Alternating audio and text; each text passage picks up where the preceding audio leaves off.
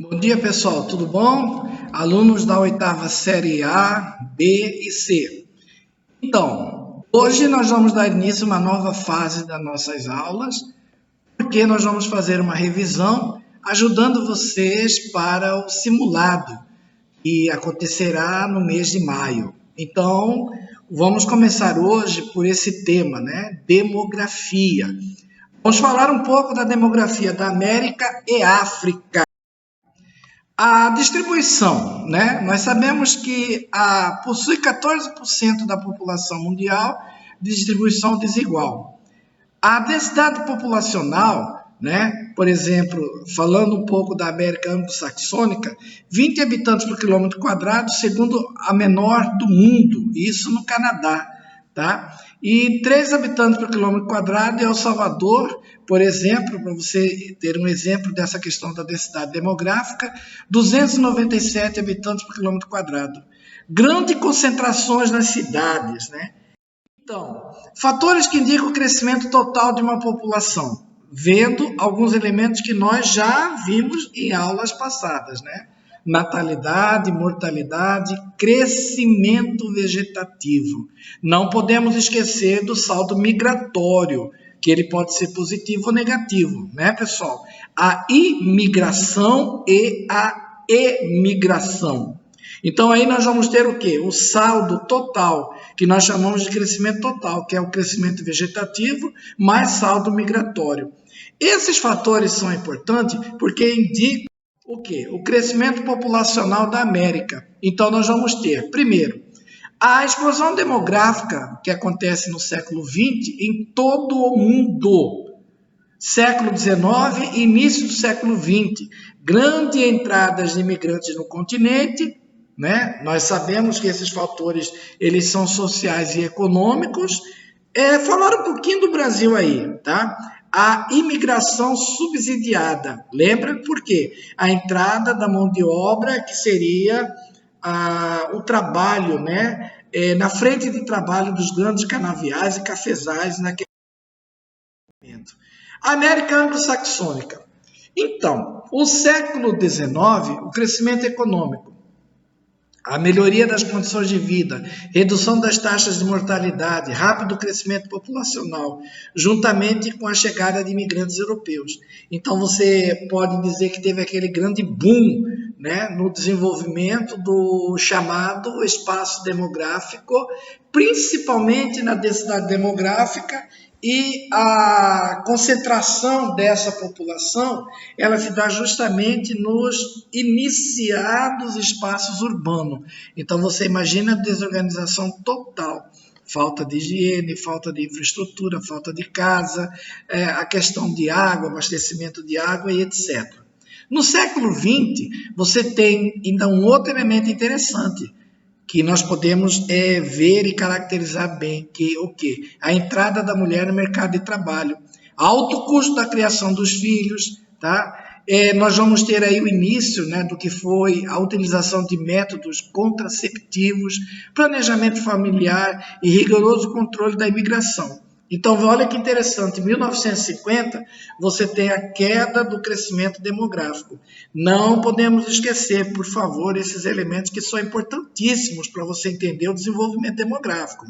Primeiro, a entrada da mulher no mercado de trabalho, o alto custo na criação dos filhos, a utilização de métodos contraceptivos, o planejamento familiar e, principalmente, né, não precisando mais da mão de obra pesada, o controle da imigração. Na América Latina, eu muitas vezes analiso da seguinte forma, né? O século XX, nós tivemos o aumento da taxa de natalidade e a redução da mortalidade, né? Obviamente em função das melhorias médico-sanitárias. E essa explosão demográfica, automaticamente, ela se vê, por exemplo, 1960, o crescimento demográfico é a principal causa do subdesenvolvimento, de uma desorganização total, voltada e gerada dentro da falta de uma infraestrutura. 1970, nós tivemos o quê? O controle da natalidade, de uma política que é vista como um índice de menor crescimento demográfico. E os problemas sociais não diminuem. Por quê? Porque você tem o agravamento da desigualdade social, né, pessoal? Hoje nós sabemos que é um grande abismo na sociedade latino-americana. De um lado você tem pessoas extremamente ricas, de outras uma pobreza muito grande. E a principal causa dos problemas sociais é a distribuição desigual da riqueza. Salários, educação, melhoria, qualidade de vida, todos esses elementos, automaticamente, eles vão fazer com que haja o crescimento dessa divisão social. A estrutura demográfica americana, pessoal, então, nós temos baixa densidade demográfica, desigualdade de distribuição, influência de fatores históricos. Lembrem, por favor, não podemos esquecer a colonização. Diferenciados modelos demográficos, existência de território quase desabitado. E uma outra coisa que veio, eu vejo como um fator negativo, né? Que foi o êxodo rural. Por quê? Porque foi a atração das cidades, né? Aquele velho sonho, eu vou viver melhor, eu vou ter condições melhores, mas esquece que tem que ter também o quê? Automaticamente uma preparação para essa vida, e que não existia, certo?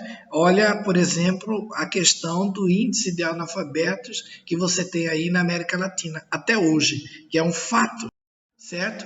Principais variáveis de uma estrutura demográfica, tá, pessoal? Isso aqui já é entendendo aquelas pirâmides etárias. Lembra que nós estudamos em sala? Sexo e idade, tá? Sexo, maior concentração de homens no campo e de mulheres na cidade. Olha que interessante, tá? Idade, dividida em 3 grupos: jovem, de 0 a 19 anos, adulto, de 20 a 59 anos, e velho ou senil a partir dos 60 anos ou mais de idade. E hoje nós sabemos que há uma mudança muito grande, inclusive na questão da previdência, né? Na questão da mudança da idade para a aposentadoria, tá? Já é um elemento trazido. As principais variáveis de uma estrutura demográfica, pessoal. A partir dessas variáveis são formuladas as políticas públicas, por exemplo, para tentar amenizar a situação que muitas vezes nós não vemos resultado. A população economicamente ativa, né, dos países desenvolvidos, predominância de adultos e idosos. Observem, por favor, isso aqui é muito importante. Já nos países subdesenvolvidos ou em desenvolvimento, predomínio de jovens. Olha aí, ó, tá? Então, nos países ricos, a estrutura envelhecida compensada pela imigração, porque os jovens vão em busca de emprego e melhor nível e bem-estar. Então, você tem o quê? Um choque muito grande, né? Grande quantidade de jovens significa para o governo grandes gastos, porque você tem que preparar essa mão de obra para o futuro. Porque como que vai entrar na chamada população economicamente ativa? Aí vem uma grande interrogação, né? E a diferença demográfica entre os países da América. Lembra que eu falei para vocês da pirâmide etária? Então, um gráfico que expressa a composição de uma população por idade e sexo em determinado momento. População envelhecida, base estreita e cone bastante ampliado. População com maioria jovens, base larga e cone relativamente estreito. Nós temos vários exemplos no nosso livro, no capítulo 1, tá? Quando você tem essa questão das pirâmides. Tá? A diferença demográfica entre os países da América. América anglo-saxônica, base estreita. Por quê? Ora, baixa natalidade e topo largo. Por quê? A alta expectativa de vida, ou seja, longevidade. Tá? Na América Latina, você já tem o contrário. Olha que interessante. Base larga, porque nós temos altas taxas de natalidade, com predomínio de jovens, e topo estreito, baixa expectativa de vida. Por favor, isso aqui é muito interessante para que a gente entenda até uma situação. Então, pessoal, quando nós começamos a trabalhar agora a transição demográfica na América, em primeiro lugar, vamos entender o que significa transição demográfica. Porque ela tem como objetivo explicar a relação entre as mudanças populacionais e mudança na organização econômica social de um país. Porque nós sabemos que essas transformações elas ocorrem em determinado tempo na história, no fator da economia e principalmente na evolução da densidade demográfica. E também a questão da população economicamente ativa. Olha aqui, antes da industrialização, o que nós tínhamos? Altas taxas de natalidade e mortalidade. Então, obviamente, o crescimento vegetativo era baixo. Com o período da industrialização, alta taxas de natalidade e diminuição da mortalidade. Por quê? Porque nós já tivemos aí condições de higiene e medicina. E o crescimento vegetativo automaticamente ele se torna alto. Tá? Obviamente que esse elemento também ele vem fundado lá no processo do desenvolvimento do espaço urbano. Não podemos esquecer esse elemento, tá bom?